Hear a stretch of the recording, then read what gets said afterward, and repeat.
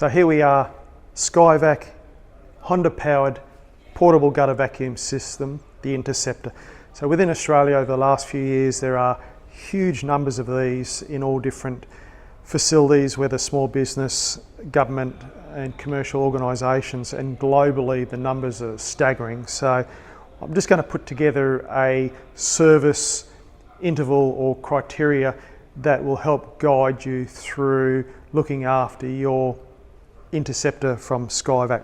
So when you do get your particular system, you'll get some good manuals. So you'll get the Honda GX series manual, which is the 160. So on this is the GX160.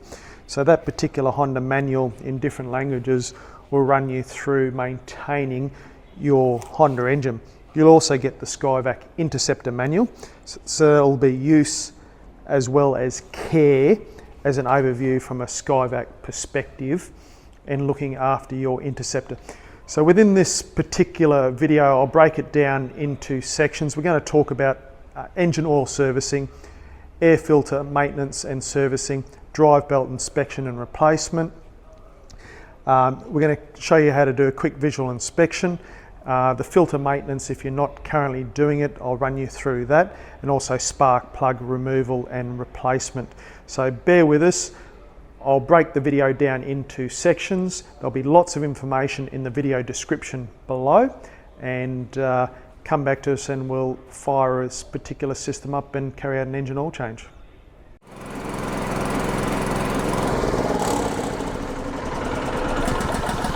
So we've just warmed up the engine oil, and we're going to discuss engine oil change now. So you would change the engine oil when it's hot. So we want to get all the particulates in suspension within the oil. So we want, when we change any piston engine oil, we want to remove all those particulates. So in suspension when it's hot is the best.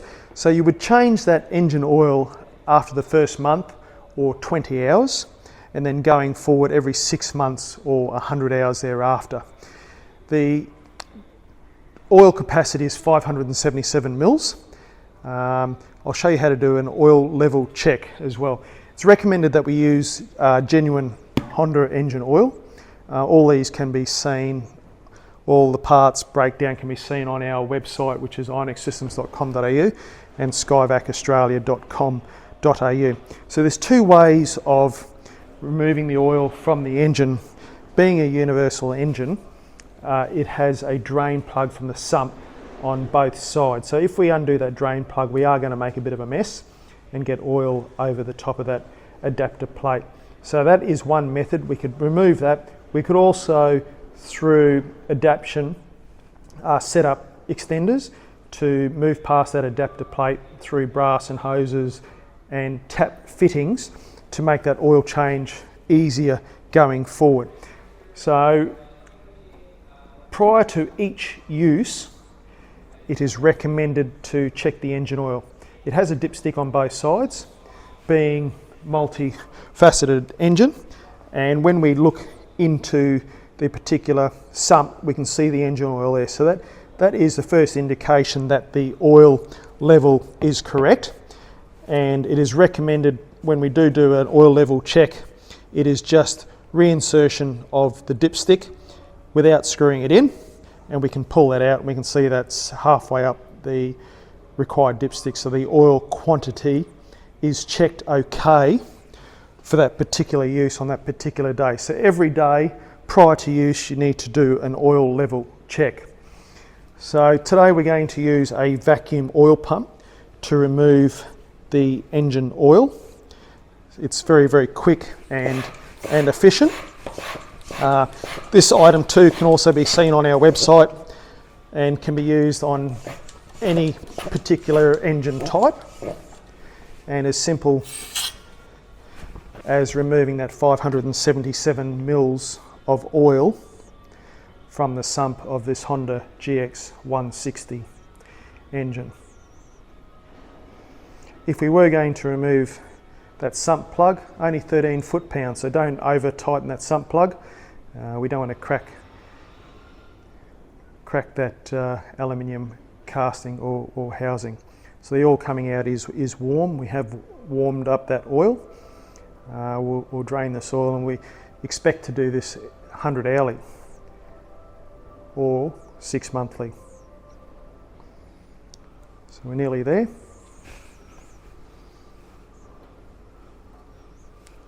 Removing all that.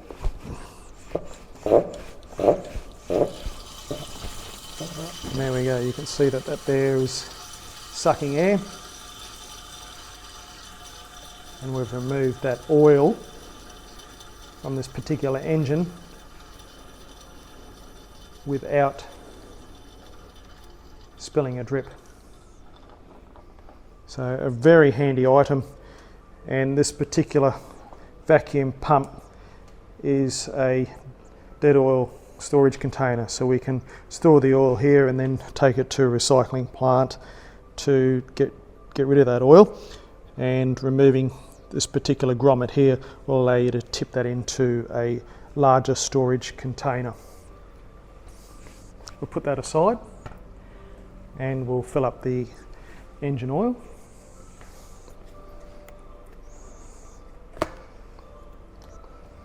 Ideally a funnel would be an easier alternative here, but these particular oil containers do have a teat which goes straight into that sump.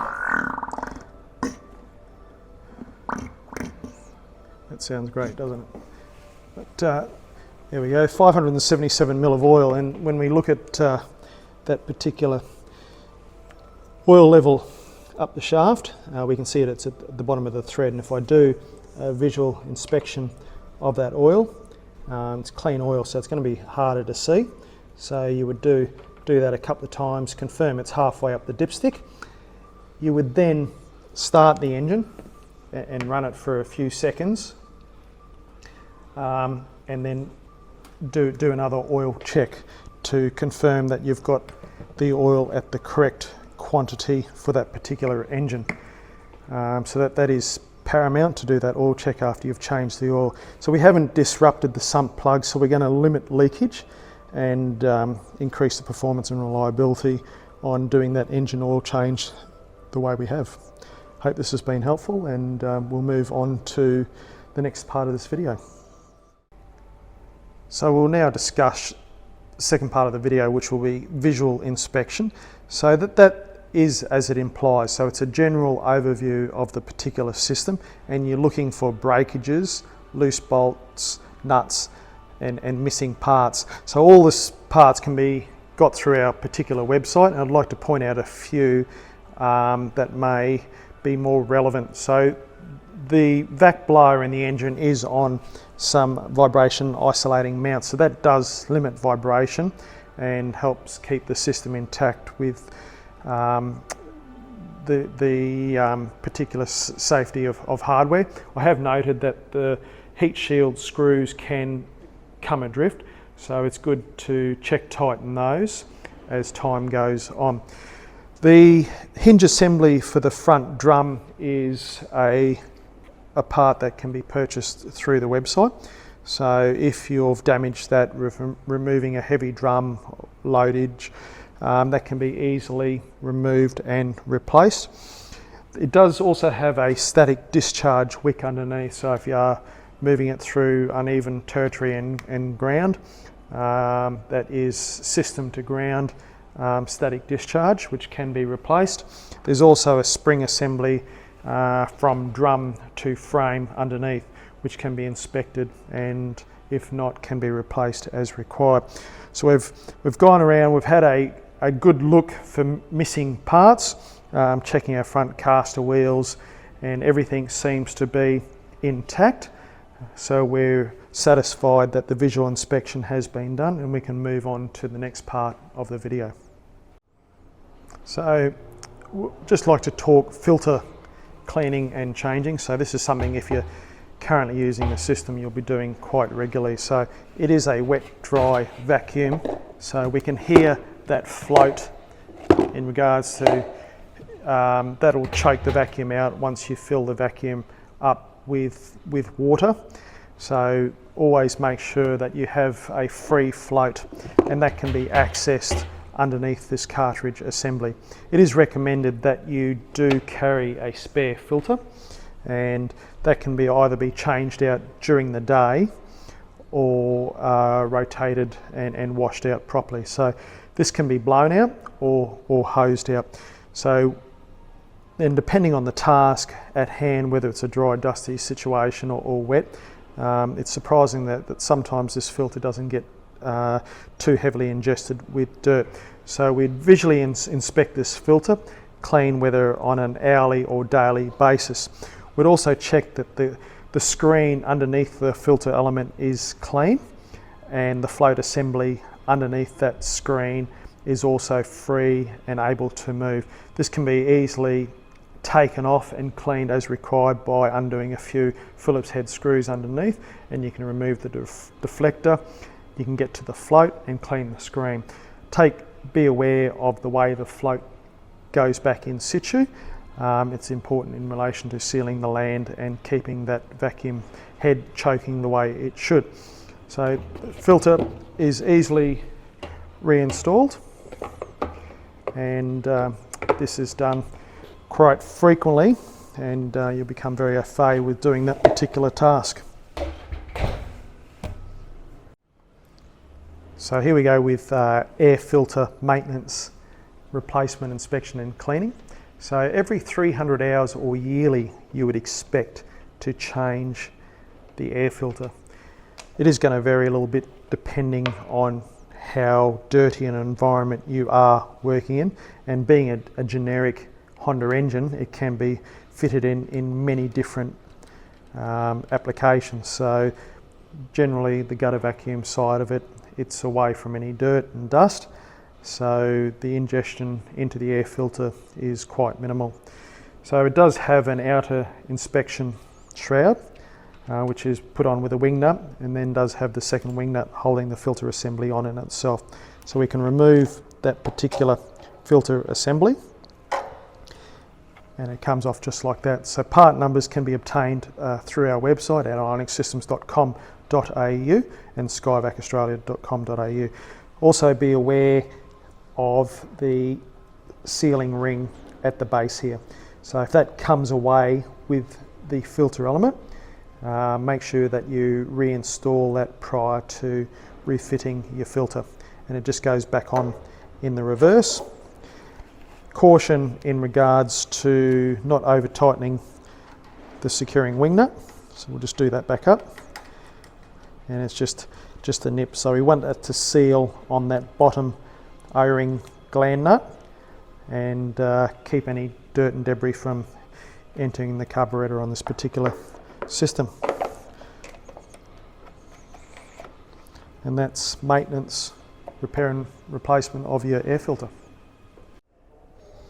Probably one of the most hardest items that is put through its paces is the drive belt, fan belt assembly. So a V-groove belt of this particular nature, very low in cost. So depending on the hours that it's used, you would find 300 hourly or 12 monthly would be the replacement of this particular drive belt. It's removed by a couple of inspected and removed by a couple of 5mm Allen keys.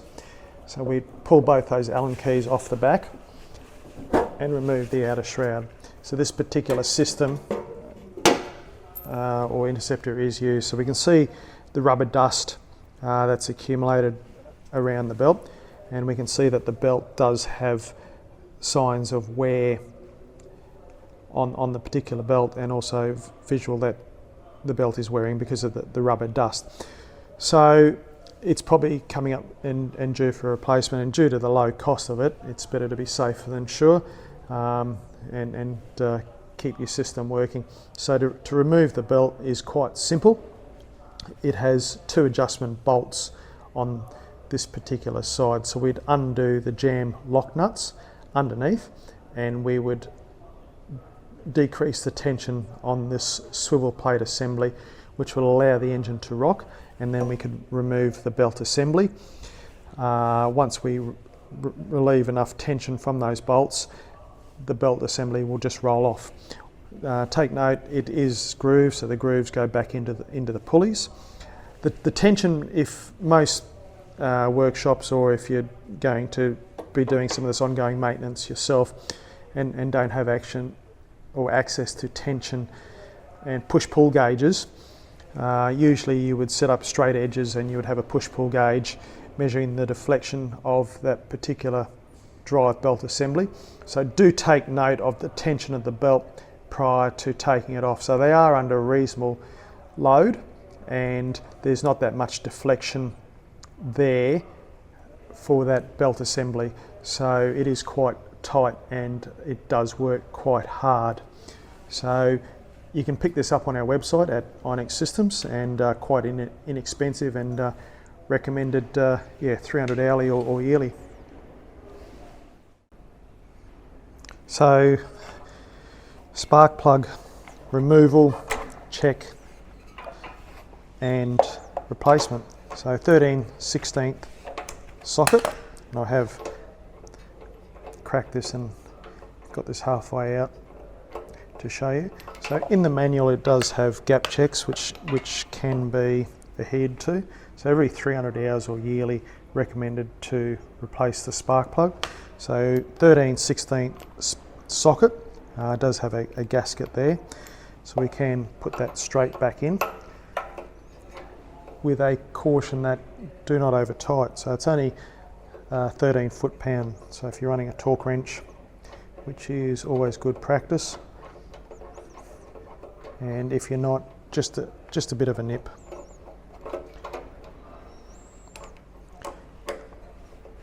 Do that back up.